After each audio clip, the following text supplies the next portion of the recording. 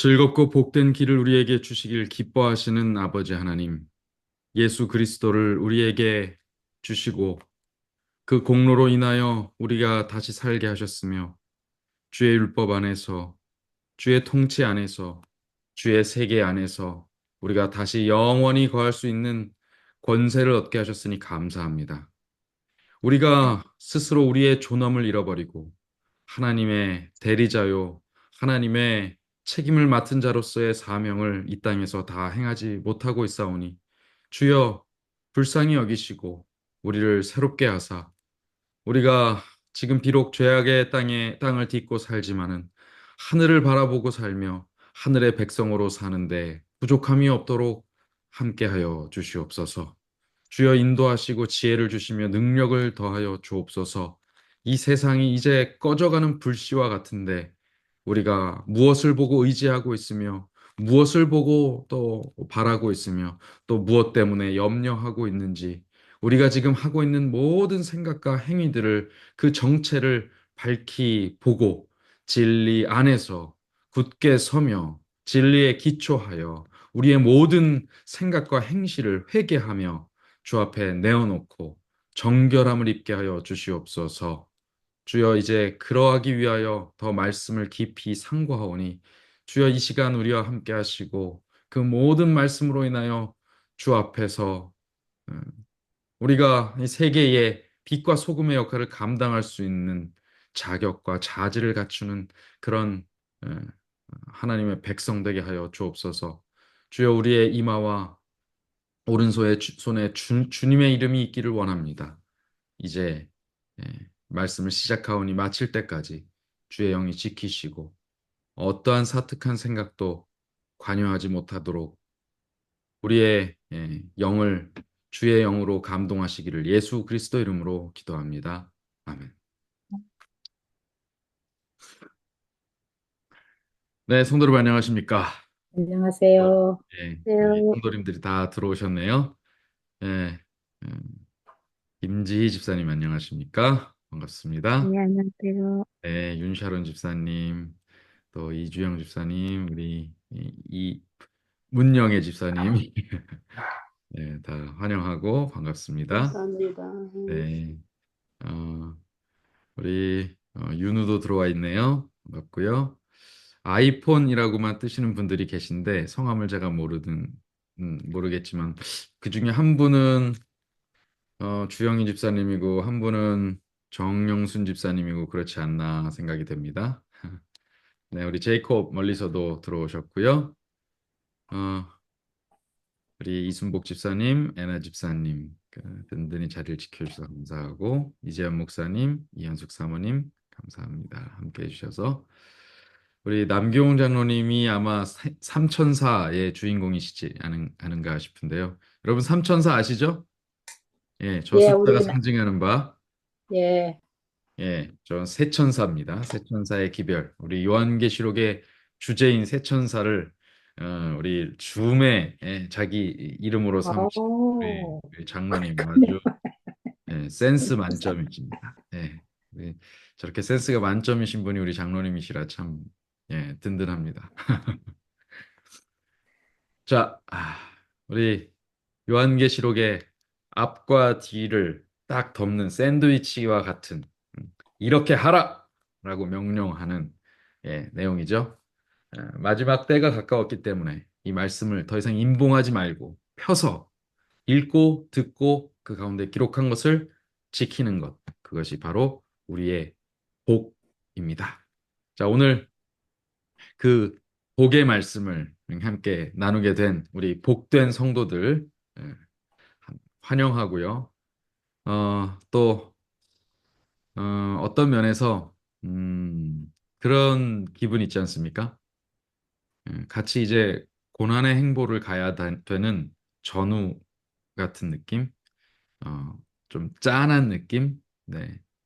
지금은 우리가 이렇게 웃고 여유 있게 이 방송을 통해서도 이렇게 나누고 또 저도 이렇게 복장을 또 정장으로 갖추고 뭐 이렇게 지내고 있지만 곧 우리가 이렇게 있을 날이 잊지 못할 날이 금세 다가올 겁니다. 그리고 그것은 아쉬울 것이 없어요, 사실은. 그러나 고생은 될 거예요. 여러분들이 그 고생에 동참하는 동료들이라는 사실에 대해서 다시 한번 음, 뭐랄까요? 한편으로는 따뜻한 마음, 한편으로는 애잔한 마음, 또 한편으로는 든든한 마음, 네, 그 복합적인 감정이 이렇게 오가는 것 같습니다. 자, 우리는 이 주제가 어떻게 진행되고 있는지 요한계시록의 구조를 통해서 알고 있었고요. 이제 마지막 세상을 향한 마지막 호소인 우리 요한계시록의 주제 세 천사의 기별, 삼천사 기별이 전파된 후에는 이제 자비가 섞이지 않은 대접이 재앙이 쏟아지죠. 그러면서 차례로 악의 세력들이 멸망하는 것을 우리가 한 장 한 장 볼 수 있게 됩니다. 또 이렇게 한 장 한 장 나눠 놓으셨어요. 자, 음녀. 첫 번째 음녀였죠, 지난주. 이번 주는 어디예요? 자, 이번 주는 바벨론이 멸망하는 모습을 우리가 보게 될 겁니다. 자, 이 그림 제가 금방 그려낸 겁니다. 예. 챗 GPT에다가 요한계시록 18장에 큰 성 바벨론을 이미지로 그려줘. 했더니 딱 아주 큰 와우. 성이 무너지고 또 불타서 멸망하는 모습을 AI가 그려낸 겁니다. 순식간에 뭐 한 10초 만에 그려낸 겁니다. 그리고 이쪽은 굉장히 번성하고 그렇죠? 뭐 도시가 엄청 도시화된 대도시로 보이는 그런 성이 멸망하는 모습이 형상화돼 있습니다. 자, 우리 1절의 말씀이 어디가? 1절의 말씀을 했었는데 그게 갑자기 또 지워졌네요. 우리 요한계시록 18장 1절의 말씀 우리 함께 보겠습니다. 성경책을 다 같이 펴시고요. 요한계시록 18장 1절의 말씀입니다.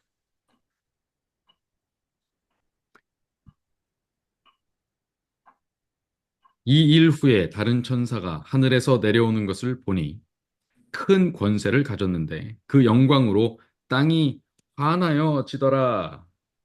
네. 이 일 후에는 어느 일 후에를 말하는 걸까요?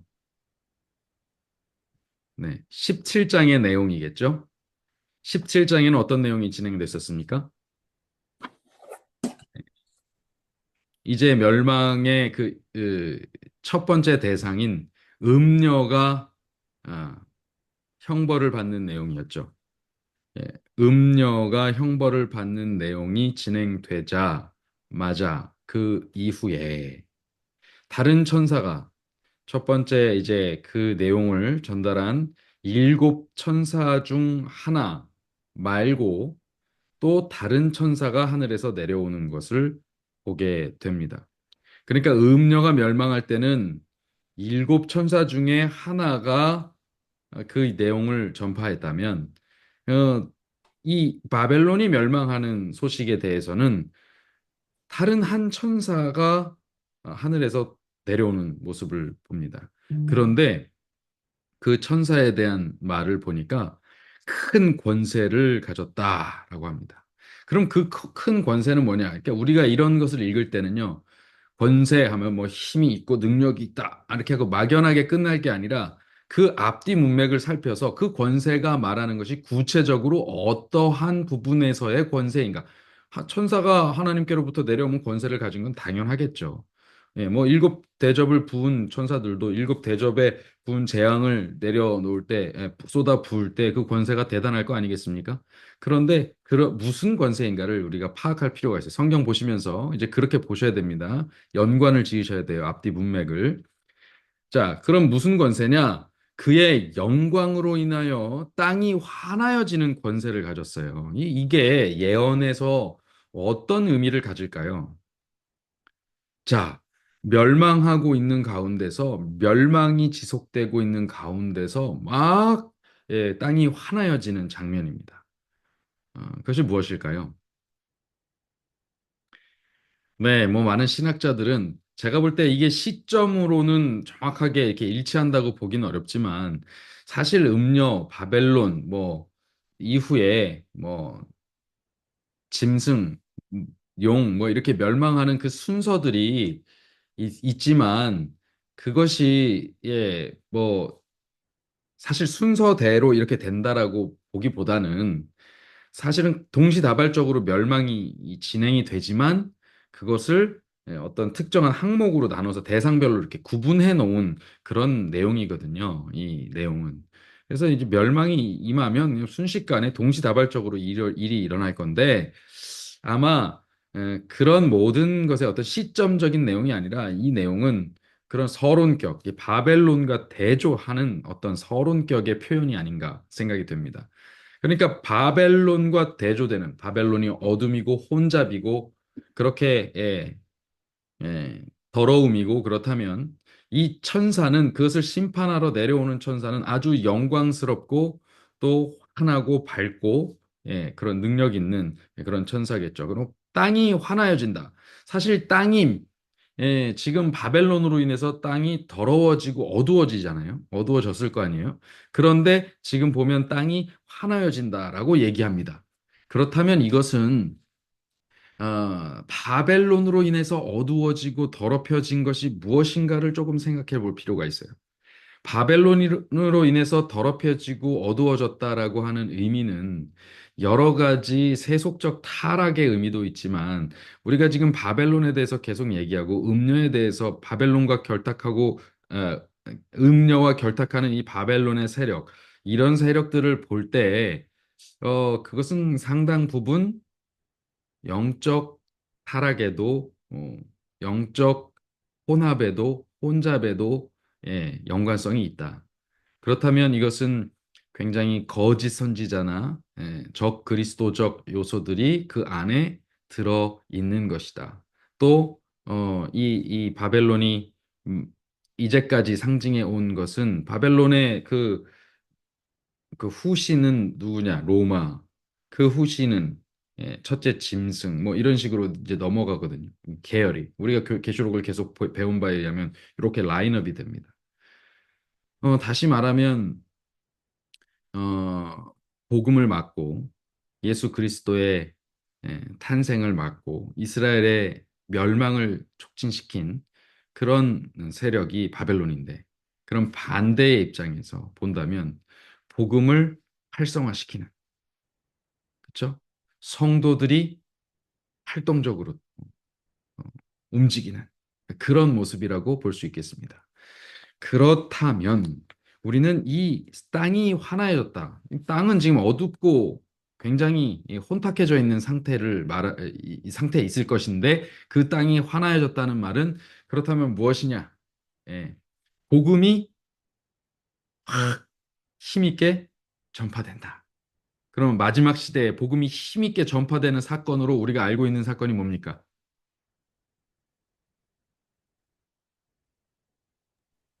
새천사의 복음? 예, 새 천사의 기별이 막 왕성하게 전파되는 그 사건을 우리가 흔히 뭐라고 말해요? 무엇이 내렸다? 네?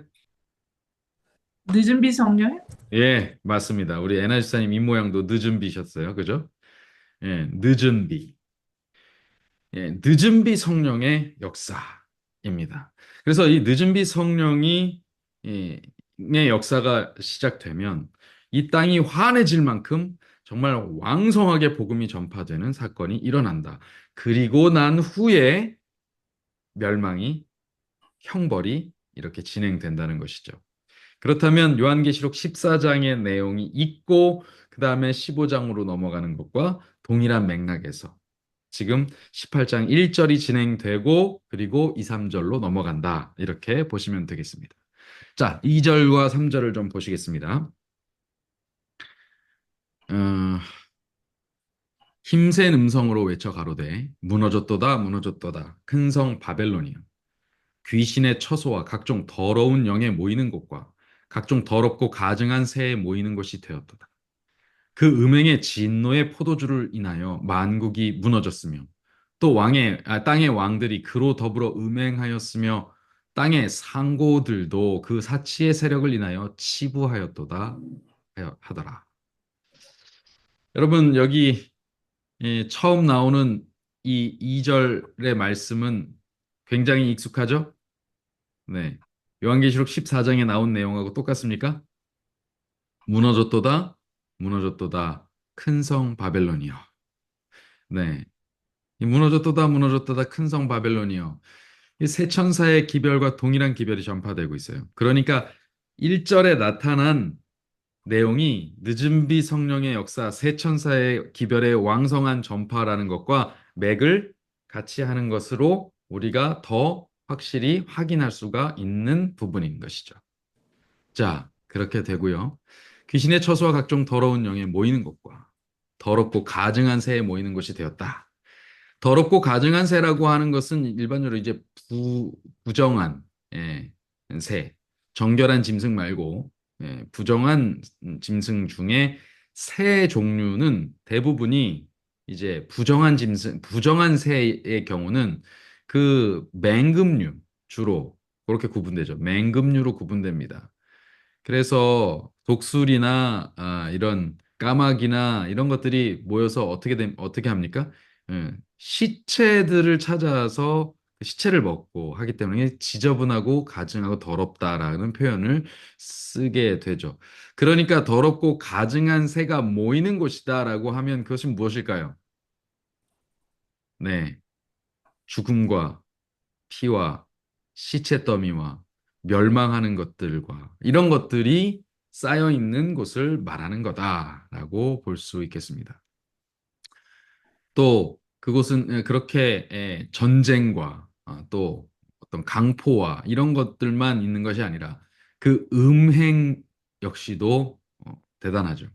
음행은 실제적으로 그들이 행한 음란한 행위들도 포함하지만 그들이 영적으로 뒤섞여 있는 어, 신앙 생활하는 것도 아니고 안 하는 것도 아닌 애매한 상태. 신앙을 이용해서 자신들의 어떤 세력과 경제적 부와 정치적 권세를 누리는데 이용하는 그런 일들이 바로 음행이라는 것. 우리는 앞에서 계속 배워왔습니다. 땅의 왕들이 그로 더불어 음행하였고 땅의 상고들도 그 사치의 세력을 인하여 치부하였도다. 자, 여러분 땅의 왕들과 땅의 상고들 잘 주목해 놓으십시오. 땅의 왕들은 뭐 별도로 해석할 그게 없죠. 땅의 정치적 지도자들, 세력들을 말합니다. 그럼 땅의 상고들은 무엇일까요? 다른 번역본에 아마 정답이 나와 있을 건데, 예, 땅의 상인들입니다. 상인들. 상고들, 상인들인데요. 주로 여러분들이 누굴 떠올리면 되냐면 무역상들을 떠올리시면 됩니다. 어, 당시에 고대에 그 여러분 그 신약이라고 해서 고대가 아닌 게 아닙니다. 여러분 신약이라고 해봐야 AD 1세기예요. 1세기. 우리나라 1세기 어떤 나라였습니까? 예. AD 1세기에 우리나라는 예. 고조선이에요. 고조선. 예. 그리고 예. 고구려 백제 신라가 그 뒤를 이어서 등장합니다.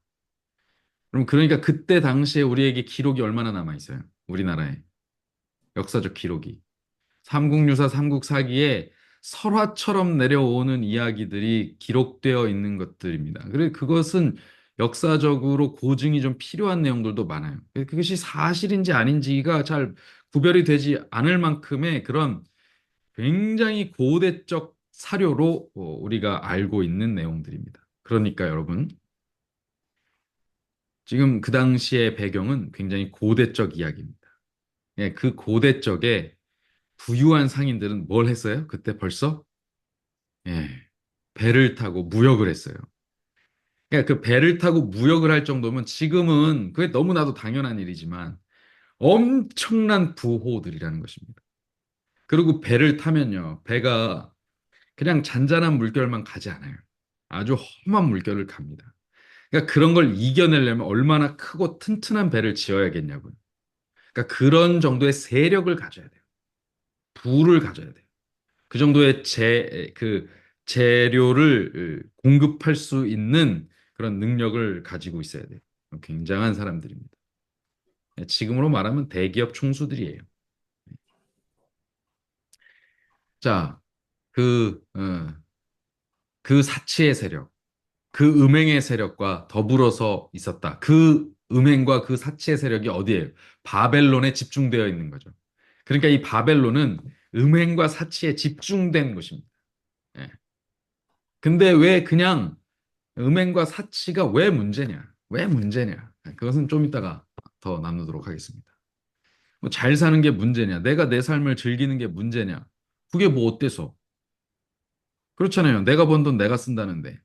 내 인생 내 몸 내가 맘대로 한다는데. 그게 뭐가 문제냐? 이거예요. 그렇게 하면서 나랑 노는 사람, 같이 있는 사람들 같이 즐기는데 뭐가 문제냐는 거야. 그러고 내가 대가를 치른다는데. 우리 인간의 법으로는 그닥 문제가 안 될 것처럼 보이는 이야기예요. 그러나 그것이 하나님 앞에 가증히 여기고 더럽게 보이는 것이다라는 이유가 뭘까? 조금 이따가 계속하겠습니다. 자, 또 내가 들으니 하늘로서 다른 음성이 나서 가로되 내 백성아 거기서 나와 그의 죄에 참여하지 말고 그의 받을 재앙들을 받지 말라. 야, 이건 또 셋째 천사의 기별 같죠? 그죠? 응. 거기서 나와라. 내 백성아, 내 아들아, 내 딸아, 거기서 나와라. 여러분, 왜 거기서 나오라고 할까요?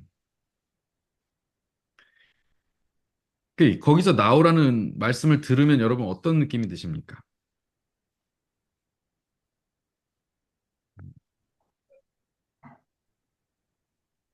에나이사님 뮤트를 끄고 말씀하세요. 말씀하시고. 뮤트가 돼 있어요, 지금. 뮤트를 끄고 말씀해 보세요. 네. 왜 거기서 나와? 위험하니까 나오라는 거 아닐까요? 네? 거기 있으면 안 되니까 안 위험하니까. 되니까. 위험하니까. 위험해서 나오라. 네. 네. 또, 그럼 위험해서 나오라 그러죠? 또 다른 이유가 있을까요? 죄가 가득한 거 아니에요? 거기가? 죄가 가득해서. 죄가 가득하니까, 그러니까 정몽주의 어머니처럼, 그죠? 까마귀 노는 곳에 백로야 가지 마라. 그죠? 그런 거예요. 우리가 영적인 이 말씀을 영적인 것으로 그냥 해석하기보다 그냥 네. 일반적으로 우리가 생각할 때 거기서 빨리 나와라. 그러면 음, 거기 있으면 안 돼. 음, 위험해. 음. 너가 다쳐. 너가 죽게 돼. 뭐 네. 아니면 뭐 그런 그런, 음, 네, 말씀하십시오. 거기에 물들지 않게 하기 위해서 나오던, 그렇죠. 그러니까 지금 두 분이 다 이야기하신 게 위험하니까 그리고 더러우니까 오염되지 말게. 그렇죠? 두 가지예요. 대부분 다 그런 식이에요. 여러분, 제가 이 사진을 보면서 무슨 광경이 또 떠올랐냐면 베스비우스 화산 폭발 장면이 떠올랐어요. 그 베스비우스 화산이 딱 폭발하고 그 유적지를 방문하게 되면 저도 거기 가보진 못했지만 사진들이나 이런 것들을 통해서 또 박물관에 이렇게 전시되는 것들을 가끔씩 보면 그냥 먹던 사람들, 자던 사람들, 또 뭐 연애하던 사람들, 자녀들과 같이 있던 사람들, 뭐 그냥 일상에 있던 사람들이 순식간에 덮여서 화석이 돼 있잖아요. 그렇죠? 그 사람들의 흔적을 보면 그렇다는 거예요. 순식간에 덮였는데 그걸 보니까 그냥 그들의 일상이었더라 이것입니다. 뭐 어떤 사람들은 그 굉장히 타락한 어떤 타락상을 보여주는 장면들이 많다. 사실 그거를 다 이게 공개적으로 드러낼 수 없어서 그것들은 아직 그런 것들은 전시를 하지는 않고 있다. 뭐 이런 식으로 설명하기도 하고요. 근데 보십시오. 거기 경고가 없었을까요? 있었죠. 있었죠. 그 위험한 신호들이 계속 있었을 거예요. 화산은 단번에 폭발하지 않아요. 징조가 있습니다. 심지어 바로 직전에는 대부분 짐승들이 그 징조를 알려줘요. 갑자기 새떼가 날아간다든지, 쥐들이 막 떼를 지어서 어디론가 향한다든지, 뭐 이런 사인이 있습니다. 그런데 그런 사인들 다 무시하고 자기 일상을 보낸 것입니다. 아니, 그게 뭐가 죄입니까? 그게 뭐가 죄예요?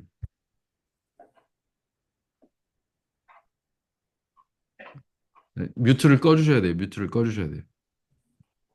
네, 요거 뮤트를 끄셔야 돼요. 네,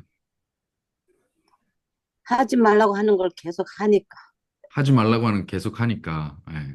살리시려고 나오라 그러는 거잖아요. 제가 실은 자라면서 저희 부모님이 하지 말라고 한 짓을 계속 하면서 컸거든요. 근데 저한테는 화산재가 덮이진 않네요. 사실 우리가 크면서 하지 말라는 짓을 계속 하면서 큽니다. 아니, 순종적인 분들도 계시겠지만 저는 적어도 하여튼 말썽꾸러기였어요. 근데 여러분, 왜 이 사람들은 뭐가 달라서 멸망당하고 우리는 멸망 안 당할 거라고 생각하십니까? 뭔 차이가 있을까요? 여러분 돈 안 버세요? 돈 안 쓰세요? 왜? 게으름 안 떠세요? 착한 말만 하세요? 거짓말은 한 번도 해본 적 없으세요? 네. 몰래 신호 어기지 않으세요?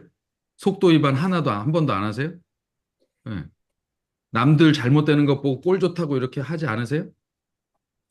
남들 잘 되는 거 보고 배 아프다고 하지 않으세요? 아니, 뭐가 다르죠, 우리는?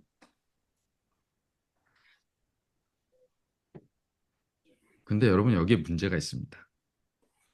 뭐가 안 달라요. 그럼 오늘 이 말씀의 범위에서 우리는 벗어날 수 있는 사람입니까? 없는 사람입니까? 벗어날 수 없어요. 없어요. 음. 우리가 이 태도, 이 상태를 그대로 고수할 것 같으면 우리는 이 상태에서, 이 결론에서 벗어날 수 없습니다. 하나님의 진노의 범위 안에 밖으로 나갈 수가 없어요. 내 백성아 거기서 나오라 그러는데 안 나가. 그 죄에 참여하지 말라고 하는데 그 죄에 계속 머물러 있어요. 그에 받을 재앙들을 받지 말라고 하는데 그냥 거기에 아예 괜찮을 거야. 아예 이제까지 계속 괜찮았는데 뭐 야, 네가 왜 내 인생을 관여하고 바꾸라 말아야 우리 어머니도 못 바꾼 걸 네가 바꾸려 그래. 이런 식이에요. 여전히 어제와 같은 오늘, 오늘과 같은 내일이 계속될 거라고 믿습니다.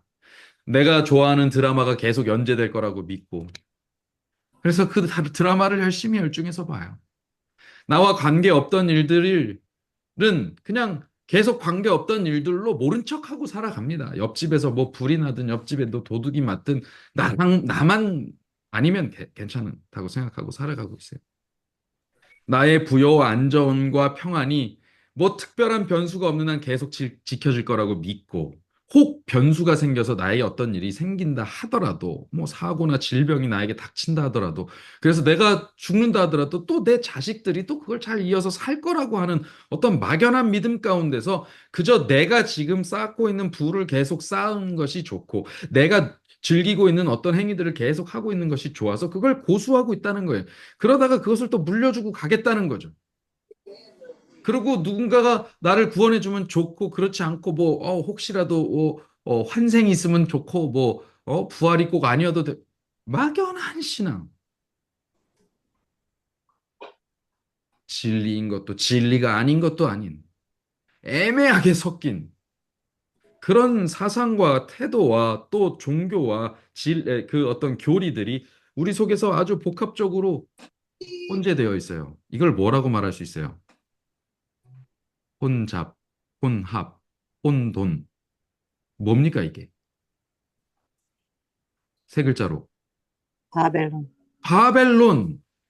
음. 여러분, 이 바벨론은요, 어디 또 어떤 세력과 뭘 말하는 것 같지만 결국은 우리 자신을 얘기하는 거예요. 교회가 바벨론화 됐어. 뭐 세상이 바벨론이야. No. 그 교회에 내가 속해 있고 그 세상에 내가 속해 있어요. 그러니까 나부터 지금 바벨론으로 살고 있어요. 내가 바벨론이 아닌 사람들은요, 저거 바벨론이야. 아유, 저거 바벨론. 아유, 저거 바벨론. 이렇게 안 합니다. 뭐라고 해요? 그 바벨론에서 나와야 돼. 나와야 돼. 우리 살자. 그러면 태도가 완전히 달라야 돼요. 근데 우리는 여전해. 그러니까 문제가 있죠. 그러니까 이 말씀의 바벨론에요. 무슨 교리를 대입하고 뭐 하기 전에 나를 먼저 대입해야 합니다. 여러분 이거 중요한 거예요. 음녀에 아우 나는 음녀 아니야. 하지 마시고 그거에 나를 넣어야 돼요. 나. 하나님이 그의 불의한 일을 기억하셨다 그랬어요. 그럼 뭐 도대체 무슨 불의한 일을 한 걸까요? 아니 그냥 일상을 보내고 있잖아요. 우리가 지금 무슨 파렴치한 죄를 졌답니까? 해봐야 뭐 조그만한 경범죄들 이렇게 눈속임하고 한 게 단데 아니 뭐 우리가 사람을 죽였어요. 뭘 했어요? 강도짓을 했어요. 그건 아닌데 뭘 그렇게 불의하다 이야기하실까? 음, 여러분 우리는 그 자리에 올라가면 그렇게 행동 안 할까요? 저는 그렇게 개런티 할 수 없습니다. 저 자신은. 돈 있고 시간 있으면 할 수 있는 건 타락밖에 없다. 저는 이 말이 굉장히 마음에 남아요. 아마 저도 그러고 살 거예요. 정말 다행히도 저는 돈도 없고 시간도 그닥 없어요. 예. 그래서 그런 짓을 할 기회가 저한테 안 주어져서 다행히 예, 못 하고 있는 거지. 제가 안 할 사람은 아닙니다. 여러분, 그 불의한 일이 뭘까요? 대단한 일 같죠? 무슨 일인지. 무슨 일이길래 그 준 대로 그에게 주고, 아니, 행위의 대로 갑절을 갚아주고, 갑절이나 섞어서 그에게 대갚아주라고 말하고 있을까요? 자, 무슨 일인지 한번 살펴보겠습니다. 그가 어떻게 자기를 영화롭게 하였으며 사치하였든지 그만큼 고난과 애통으로 갚아주라. 그가 마음에 말하기를 나는 여황으로 앉은 자요 과부가 아니라 결단코 애통을 당하지 아니하리라 하니 그러므로 하루 동안에 삽시간에 그 재앙들이 이르리니 곧 사망과 애통과 흉년이라 그가 또한 불에 살라지리니 그를 심판하신 주 하나님은 강한 자이심이니라. 여러분, 그가 어떻게 자기를 영화롭게 하고 사치하였든지. 아, 그럼 여기 이제 중요해요. 그가 영화롭게 되고 사치를 했어요. 근데 그 방법이 뭐였을까? 이게 중요한 겁니다. 어떻게 하였던지 그대로 갚아주라. 그거니까. 그죠? 어떻게 하였든지 그대로 갚아주라는 거예요. 근데 그대로 갚아주라에 뭐가 들어가 있어요, 지금? 고난과 애통으로 갚아주라 이렇게 돼 있죠. 그가 영화와 사치를 누리기 위해 누군가에게 뭘 준 거예요, 지금? 고난과 애통을 어떻게 영화와 사치를 얻었어요? 누군가에게 고난, 고, 고난과 애통을 주면서 자기가 영화와 사치를 누린 거예요. 아, 요게 중요합니다. 이 일이 중요합니다. 요것이 무엇인가? 여러분 이제 9절부터 10절의 내용을 좀 보면서 그 내용이 무엇인지를 좀 하나씩 하나씩 살펴보겠습니다. 그와 함께 음행하고 사치하던 이제 누가 등장합니까, 여기? 땅의 땅의 왕들, 왕들이 등장합니다. 땅의 왕들이 거기에 이제 막 불 붙고 막 이렇게 하고 타고 다 망해가는 모습을 보면서 울고 가슴을 쳐요. 아이고, 아이고. 같이 있었는데 같이 하던 그 동료가 죽어가니까 아이고, 쟤 죽어가네. 너무 안타까워. 이렇게 슬퍼하는 걸까요? 아니요.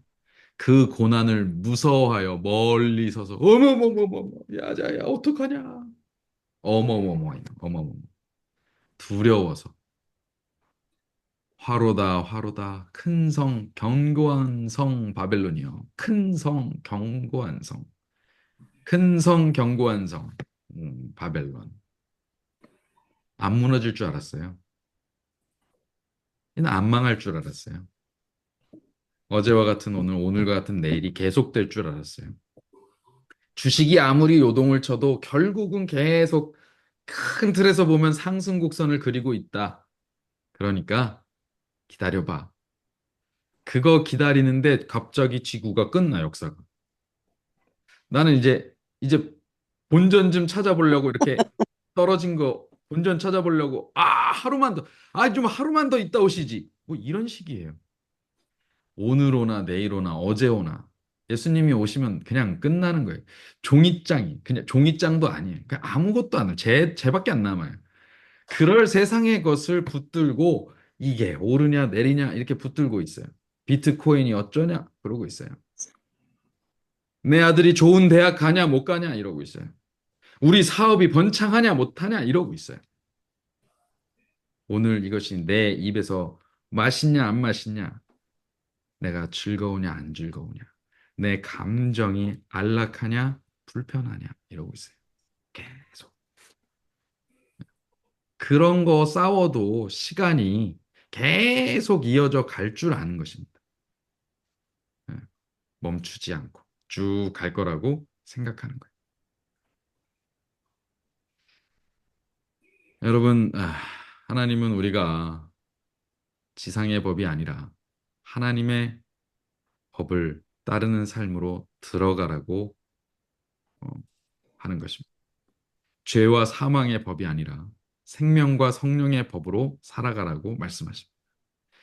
베스비우스 화산 폭발에서 어, 얻을 수 있는 교훈은 그들의 삶이 그렇게 한순간에 끝날 걸 상상하지 못했기 때문에 그들이 일상 중에 일을 당한 거예요. 그냥 순식간에 덮쳐온 거죠. 말은 순식간이지만 사실 그 앞에 있는 경고를 무시한 결과입니다. 그래서 그 일이 일어나고서야 그 죽음을 먼 데서 보고 훗날에 본 사람들이 뭐라 그래요? 아이고, 당시를 사는 사람들에게는 참 믿기지 않는 일이 일어났겠다라고 평가하는 거예요. 믿을 수 없는 일이 일어났다. 여러분, 이제 그런 일들이 일어납니다. 큰 성이 무너져요. 견고한 성이 무너져요. 믿을 수 없는 사건이 벌어집니다. 믿기 싫은 일이 벌어져요. 요즘도 뭐 하루아침에 뭐가 잘못돼가지고 뭐 주식이 폭락해갖고 막 이렇게 자기가 갖고 있던 걸 다 날려버린 사람들은 뭐 하루아침에 허무하겠죠? 그렇죠?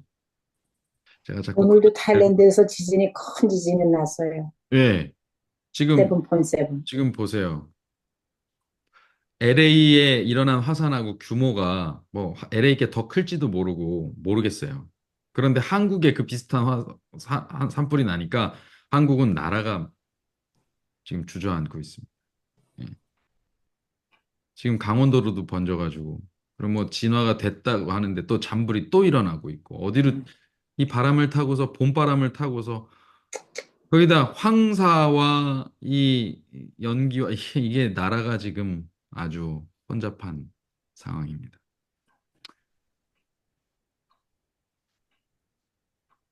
하나님의 심판과 그리스도의 재림도 그러할 겁니다.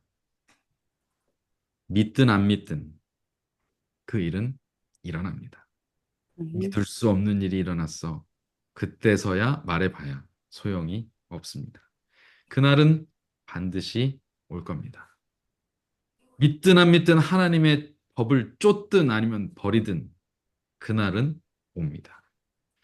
그러니까 그 날이 이르기 전에 우리는 그 죄에서 벗어나서 생명과 성령의 법으로 들어가야 합니다.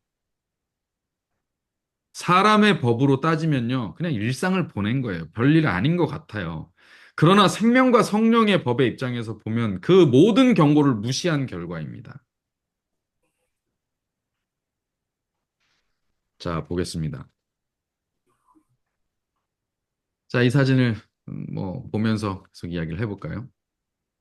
여러분, 도대체 이 바벨론의 정체가 뭡니까? 여러분, 우리가 알고 있는 이 바벨론의 정체가 뭐예요? 이때까지 요한계시록을 공부하면서 바벨론이 어떤 세력이라고 알고 있어요? 악의 세력. 악의 세력. 구체적으로 그 바벨론의 뜻이 뭐예요? 뜻?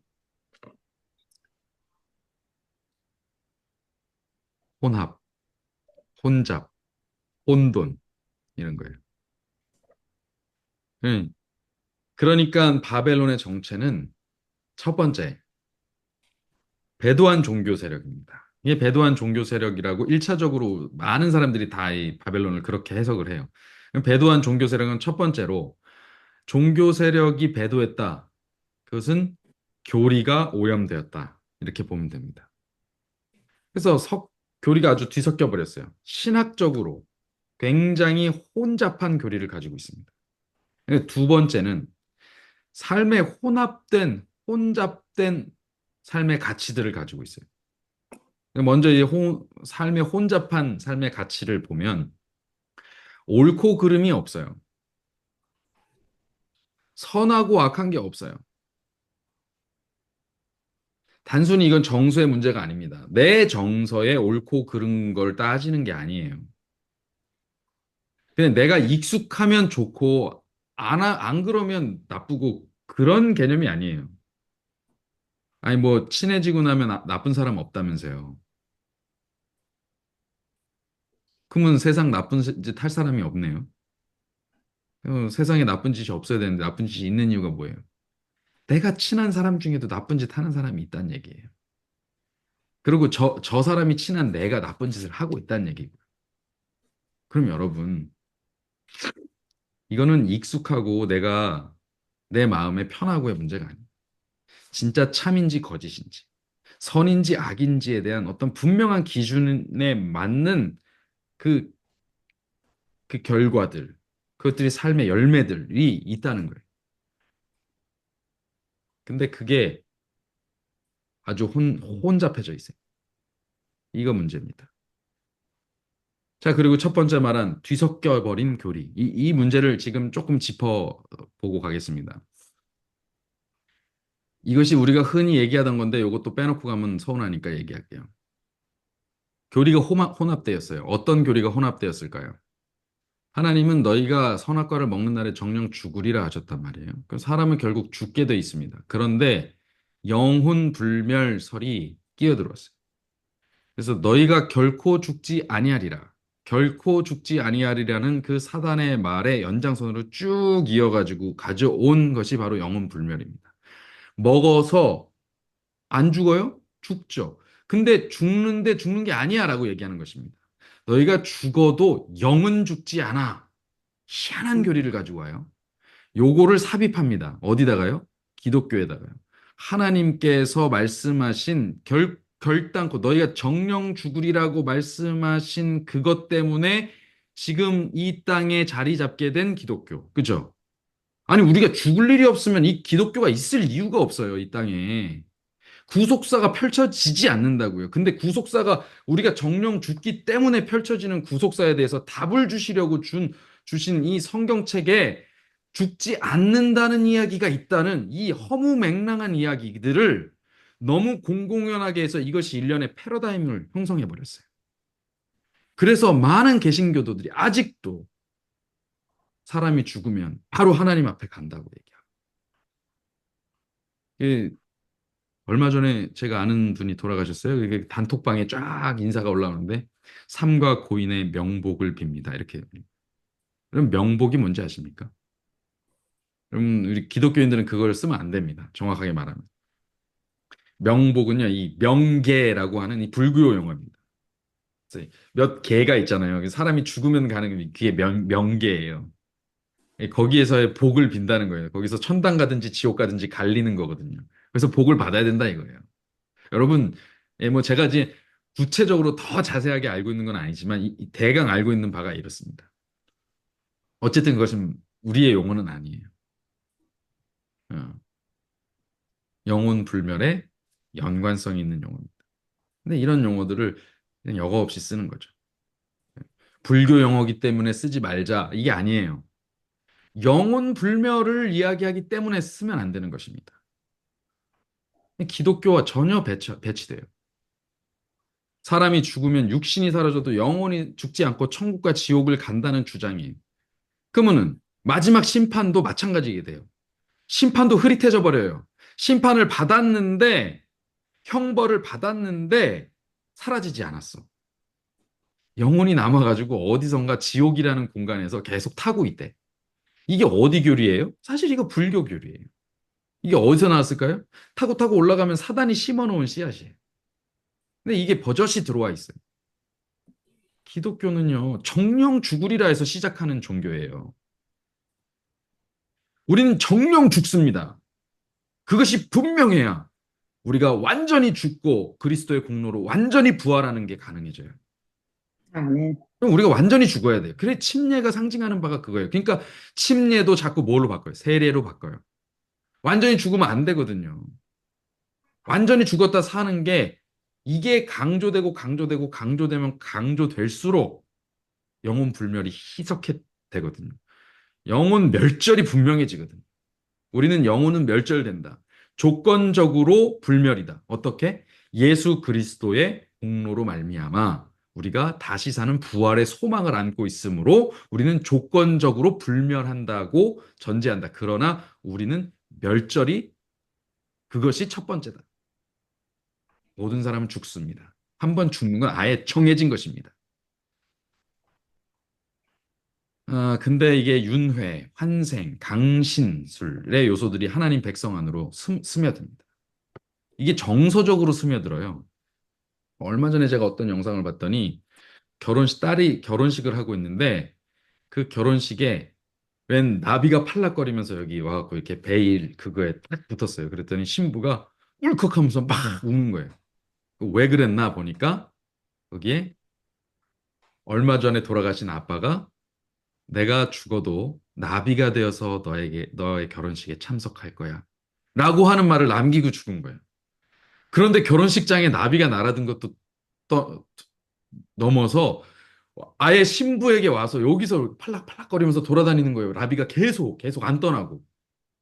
이거 어떻게 믿어야 돼요? 아빠가 오신 거예요? 네? 아니죠. 그러면 그 자리에서 No! 그리스도인은 그렇게 얘기하는 거 아니야. 절대 그럴 수 없어. 이건 사단의 장난이야. 그러면 그 앞에서 그렇게 초칠 거예요? 어떻게 하실 겁니까? 뭐 정서적으로야, 아, 정말 하나님께서 그 아빠를 생각하라고 이렇게 나비까지도 보내주셨나 보다. 뭐 이렇게 얘기할 수 있겠죠. 그런데 교리적으로는 절대 있을 수 없는 일. 자, 뭐 아무튼 그렇게 알고 계십시오. 네. 그 다음 두 번째는 일요일 준수입니다. 여러분 하나님께서는요 천지 창조 때부터 자신의 날은 일곱째 날로 정해 놓으셨어요. 그거 외에 다른 날이 없습니다. 너는 나 외에 다른 신을 내게 있게 말지니라와 바로 연결되는 게 뭐냐면 다 안식일이에요. 우리가 누굴 믿느냐, 어떤 신을 믿느냐, 여호와, 천지를 창조하신 여호와를 믿느냐, 그렇지 않느냐에 대한 외면적으로 딱 드러나는, 가시적으로 딱 드러나는 것 중에 하나가 바로 어, 예배일을 토요일, 제7일 안식일을 지키느냐, 아니냐, 이겁니다. 예. 그 우리 티 나요, 안 나요? 티가 확 나죠. 또 돼지고기 먹냐 안 먹느냐로도 요새 막 티가 나는데 사실 그거는 비본질적인 거예요. 사실은 정확히 말하면 진짜 본질은요 안식일입니다. 부정한 음식을 먹고 안 먹고의 문제는 후에 율법에서 모세법으로 주시기도 하고 또 이제 정한 동물, 부정한 동물을 나누시는 과정에서 이렇게 하신 것도 있는데 어쨌든 제일 하나님에 대한 첫 번째 신앙의 척도는 안식일이에요. 이거 어떻게 했어요? 성경상의 그 안식일 대신 태양신 숭배일로 바꿔놨잖아요. 태양까지도 만드신 그 위에 있는 하나님을 섬기던 사람들을 태양으로 끌어내린 거예요. 태양이 위대해 보이죠? 태양이 사실상 태양 에너지로 우리가 살아가고 있어요. 근데 그 에너지가 어디서부터 왔어요?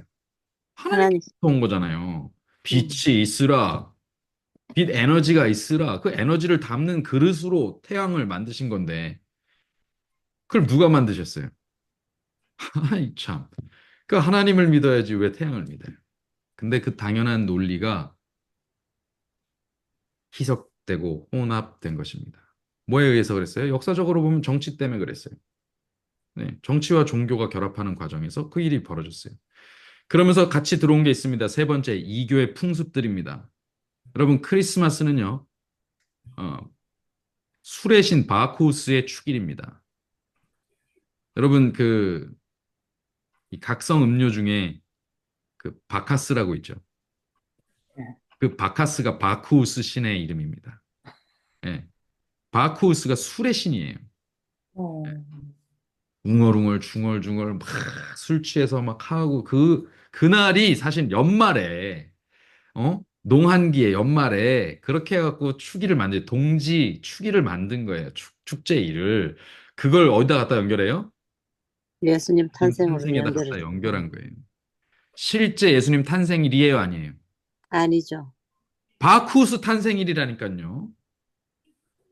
술의 신이에요. 어디 감히 술의 신을 기독교의 주인에게 연결 짓냐고요. 이게 얼마나 처참하게 만들어 놓은 거예요. 이스터는 뭐예요? 어때요, 또? 아니, 부활절이라고 계란을 왜 먹어? 계란하고 우리하고 무슨 관계? 기독교에 계란이 어디 나와요? 아니, 무슨 예수님이 뭐 박혁거세도 아니고 뭐 아래서 태어나셨어요? 왜 계란이에요? 왜? 목사님, 예. 미국에서 오니까 그 토끼도 그렇게 이스터데이에 하던데 그렇죠. 네. 그 토끼랑 그런 겁니다. 네, 아마 제가 알기로 가산의 예. 상징. 네. 가산의 그것이 상징. 부활신 뭐 이런 개념이에요. 그러니까 이게 연결하기가 너무 좋은 거죠. 그 당시에 그렇게 이교의 풍습들이 기독교 안으로 쓱쓱 들어왔습니다. 그래서 다 이렇게 기독교가 감싸는 식으로. 이게 국교화의 문제예요. 급속도로 복음이 전파된 것과 함께 들어가는 만큼 침투해 왔어요. 오염되었어요. 어쩔 수 없는 것이기도 합니다. 인간은 죄악이 현만하니까. 그러나 그것을 우리는 바로 잡고 싶은 거죠. 그래서 우리 교회는 부활절이 없어요. 이제 곧 있으면 부활절이라고 막 난리를 하겠죠. 크리스마스도 없습니다. 그냥 연말 연시에 기분 좋은 한 해의 감사의 제사들을 드리면 됩니다. 그 다음 여신 숭배, 우상 숭배 이거 있죠. 여러분 성모 마리아가 그냥 존경을 받을 만한 예수님의 모친이라서 등장한 게 아닙니다. 고대 적부터 항상 인간의 신은 남신과 여신이 있었어요. 그리고 둘이 결합해서 음행하는 그것이 반드시 섞여 있는 제사 의식 중에 하나였습니다. 그래서 공창제도, 여창, 남창 그들이 신관들이에요. 그들과 함께 그 음행하는 것 속에서 신탁을 받아요. 정말 정말 웃기죠? 그런 일이 벌어집니다. 그런 연장선에서 성상들도 세워놓고 그 중에 여신상이 있는데 제일 기독교에서 존경할 만한 인물이 누구예요? 여자 중에. 예수님을 낳은 태 아닙니까? 네. 그러니까 그 이름을 성모라고 붙여요. 예수님의 모친이지 무슨 그 성모까지 붙여야 돼요. 그분이 뭘 했다고. 예. 그냥 믿음 좋은 여집사님 한 분인데. 그죠? 레나 집사님이나 이순복 집사님 같은 분인데. 그죠? 네, 죄송합니다. 어쨌든 예, 눈에 보이는 이미지를 신격화하는 그런 과정들 다 뒤섞인 겁니다. 그죠? 이제 뭘 하고 있어요? 이제 여러분 이 땅에 많은 사람들이 자기가 섬길 걸 찾아서 섬겨요. 그 연장선에 돈도 있고요. 그 연장선에 그 정치도 있고요. 그 연장선에 문화도 있어요. 제가 한국의 유명 가수 중에 한 명의 콘서트를 어떤 그 모친하고의 관계 때문에 갈 수 있게 됐어요. 그 가수의 모친이 이제 교인이시라. 그래 갔는데요. 처음엔 몰랐어요. 그냥 막 하는데 아이고 야 대단하다 그러고 말았죠. 근데 나중에 이 친구가 이렇게 무대로 올라오더라고요. 무대로 올라와서 우리 앞을 싹 지나가요. 막 인사하고 막 그러더니 요렇게 해서 넘어가더라고요. 며칠 뒤로. 그래서 그제서야 제가 잠깐 이렇게 봤는데 와, 그 응원봉이 있어요. 응원봉을 걔를 향해서 계속 이렇게 그 가수를 향해서 계속 뻗는 겁니다.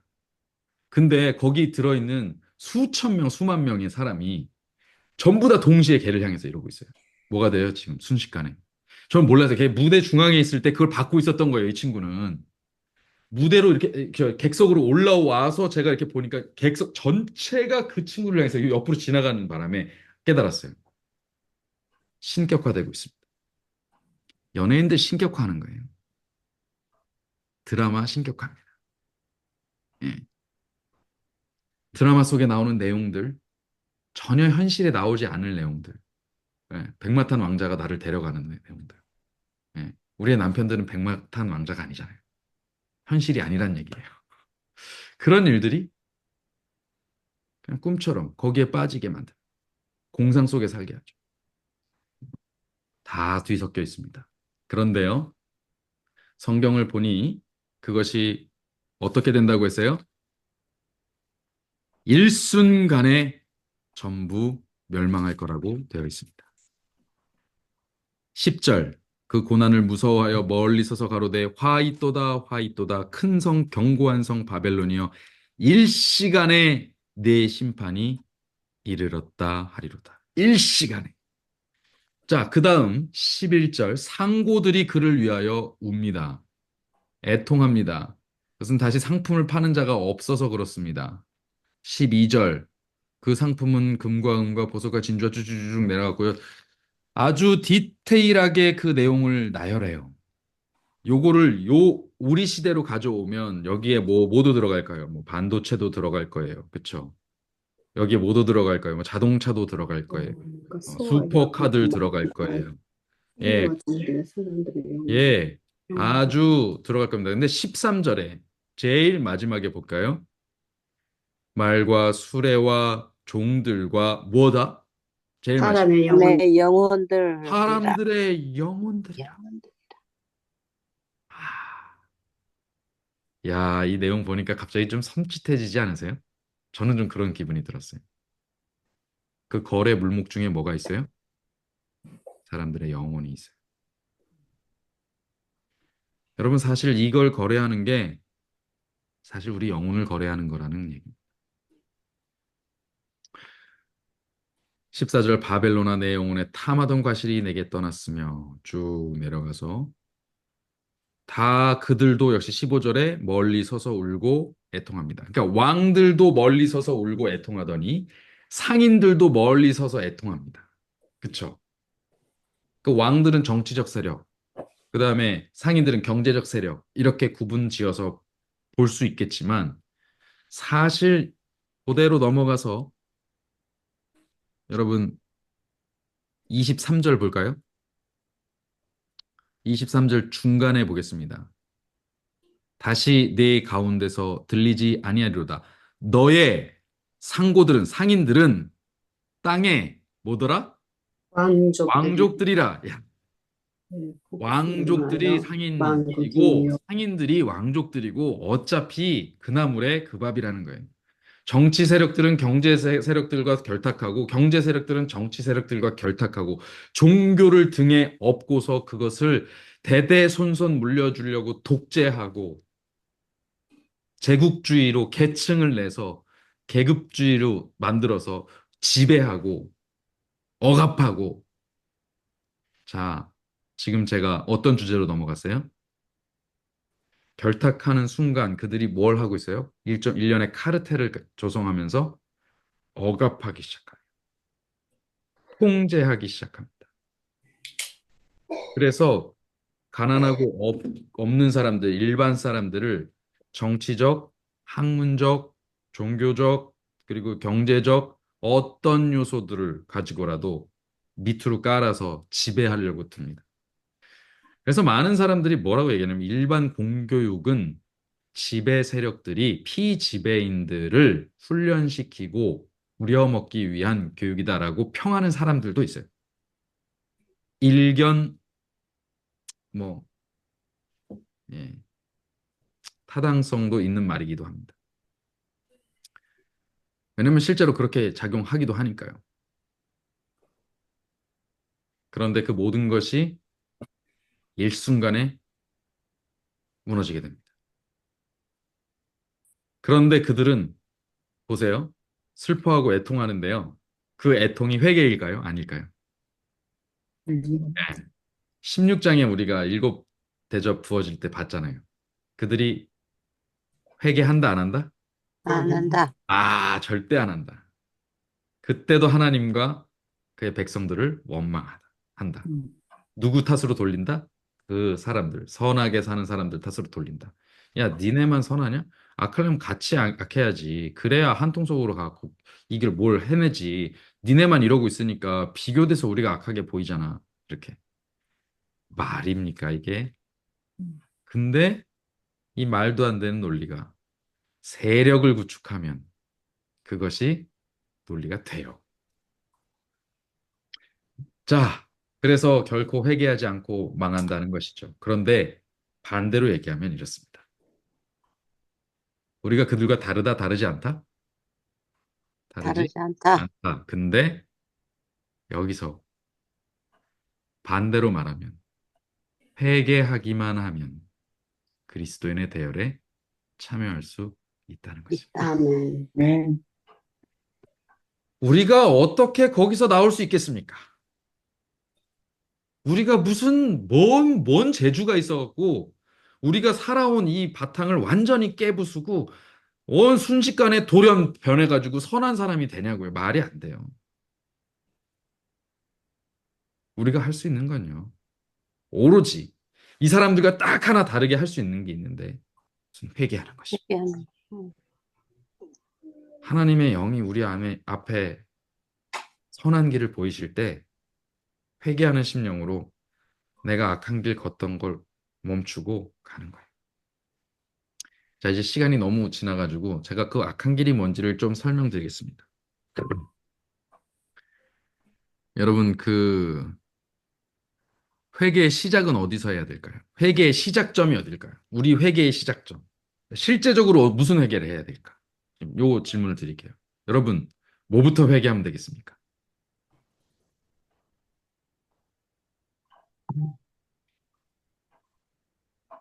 저는요, 좀 성격이 모난 게 많았어요. 너무 화도 잘 내고, 금세 흥분하고, 뭐 이런 타입입니다. 다혈질이죠. 아, 이거 빨리 회개해야 되겠더라고요. 근데 이게 1번일까요? 아닐까요? 여러분, 지금 제가 회개 뭐부터 해야 됩니까? 라고 물었을 때 이런 거 생각하셨죠? 네. 네. 근데 요거 1번 아닙니다. 이거는 자동으로 따라옵니다. 이거 하면.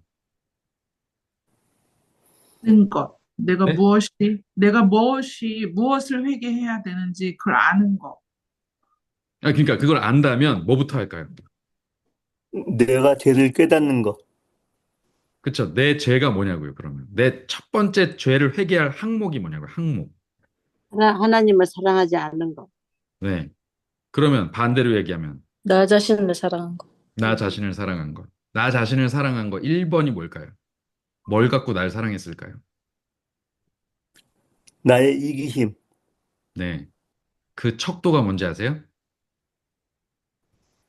내가 하고 싶은 거. 너무 추상적으로 계속 얘기하시는데 그냥 딱 대고 얘기하죠. 재물입니다. 음. 돈이에요. 물질입니다. 여러분, 우리는 회개를 어디서부터 시작해야 되냐면요. 재물부터 시작해야 됩니다. 내가 하나님의 것을 도적질한 것이 없는지 살펴보셔야 돼요. 하나님께서 내게 맡기신 재물을 내가 어떻게 썼는지 회개해야 됩니다. 내가 하나님께서 주신 재물인지 아닌지 구별하는 내가 어떤 방법으로 그 재물을 취득했는지 이거 회개해야 돼요. 내가 그 돈을 어떻게 벌고 어떻게 쓰는지 이거 갖고 회개해야 됩니다. 이거 1번 되잖아요. 나머지는 다 따라옵니다. 좀 전에 말씀하신 이기심의 문제 그냥 무너집니다. 그냥 해결돼요.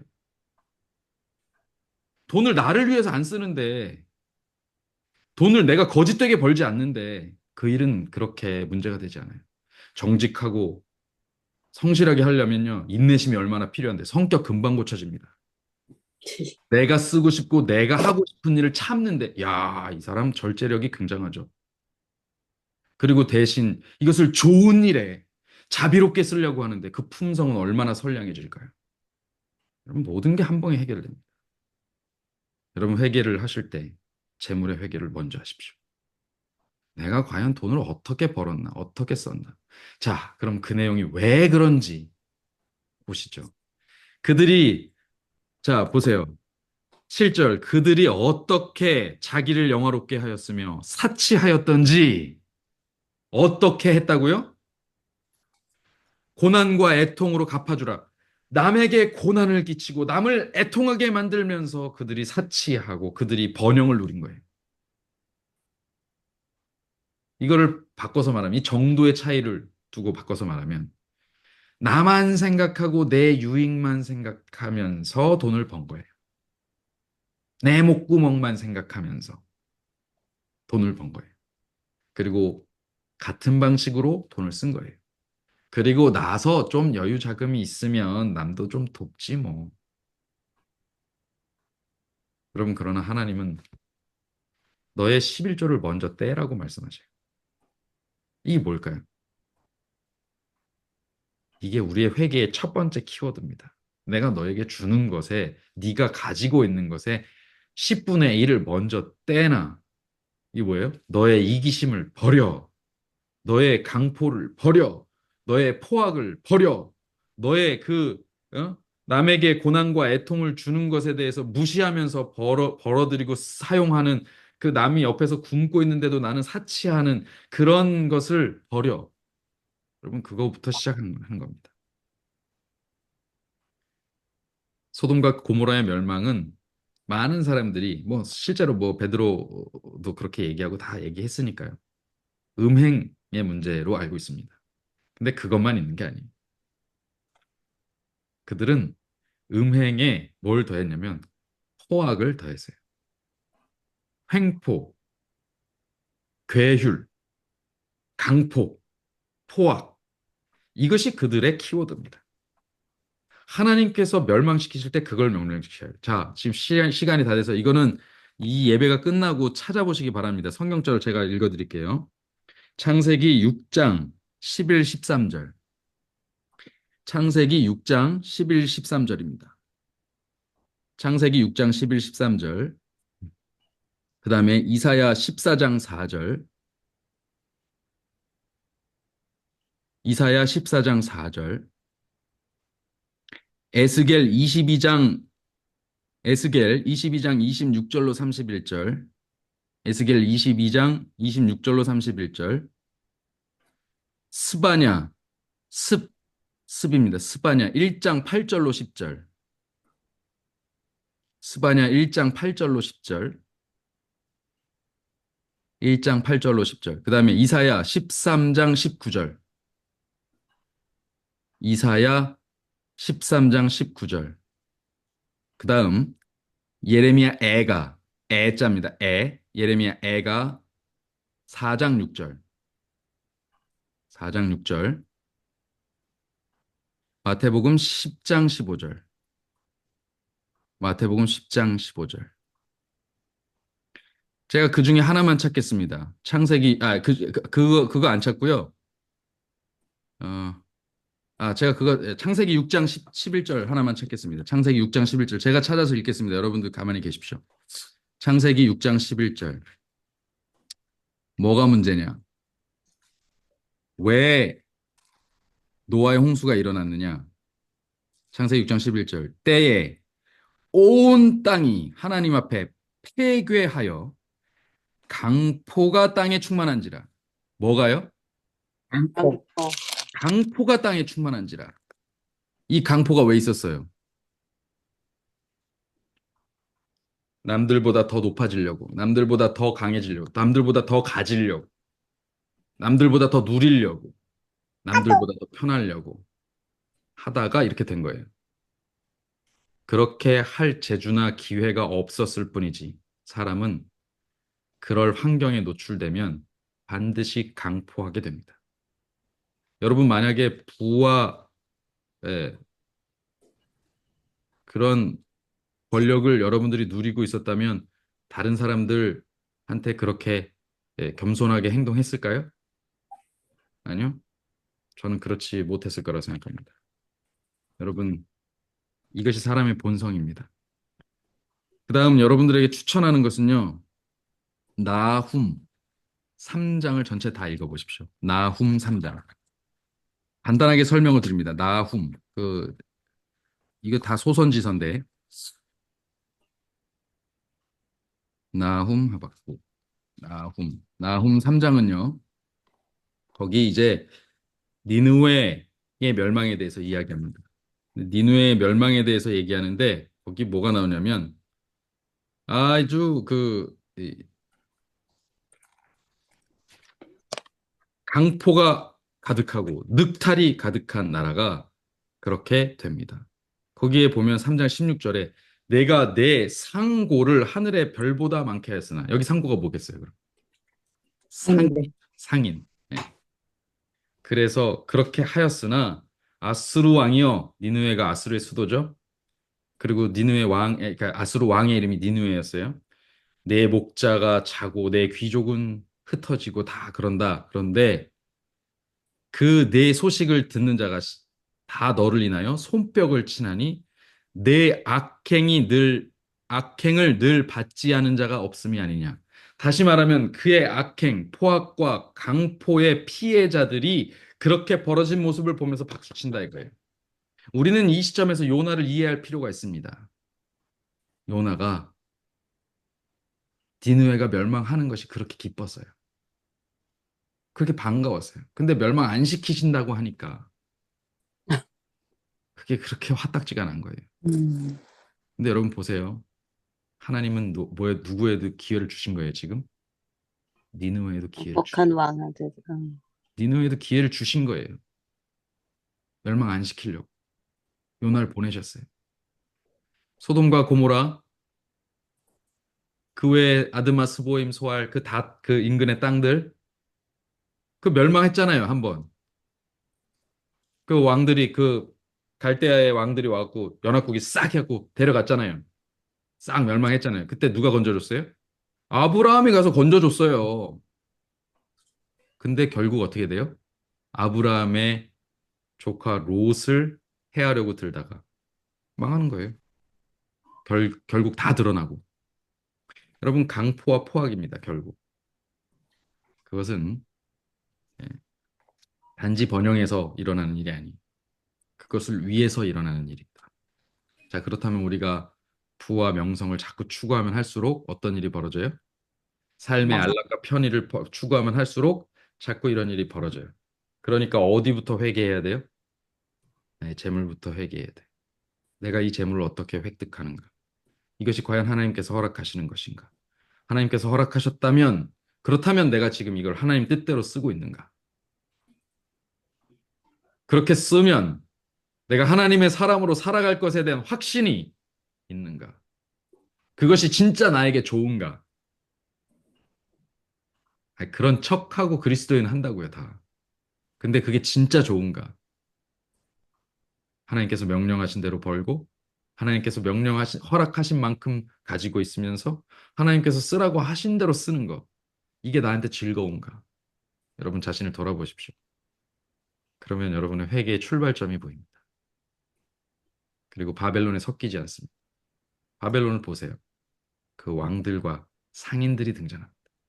다 부와 명성과 권력이 이기심과 그런 거에 관련돼 있어요. 그러면서 뭐가 돼요? 다 뒤섞여요. 다 뒤섞여요. 마치 우리의 삶에 모든 게 뒤엉켜 있는 것처럼. 그러나 한 가지만 하시라. 뭐 하면 돼요?